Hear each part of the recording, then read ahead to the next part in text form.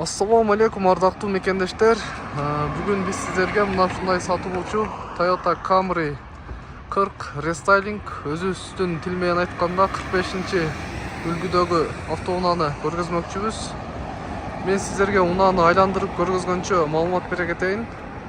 Унаанын чыгарылган жылы 2009 жылы Америка өлкөсүнөн чыгарылган. Объему 2.5, жаңы мотор дейт. Мынакей достор, унаанын арт жагынан көрүнүшү.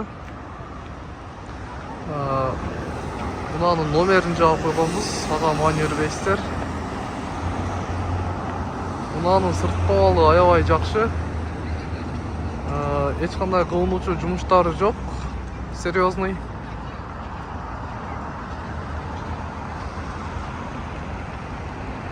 Бир караганда унаа аябай жылдыздуу жана ачык түстө экен. Эми ак цвет негизи бааланат.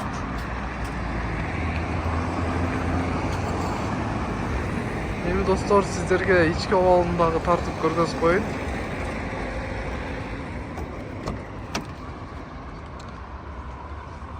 Мынакей достор, Android монитор коюлган.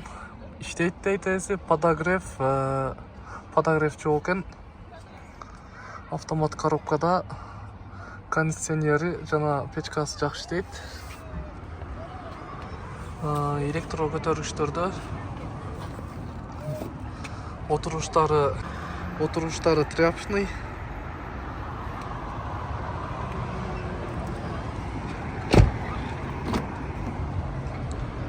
Бул арт жагынан көрүнүшү.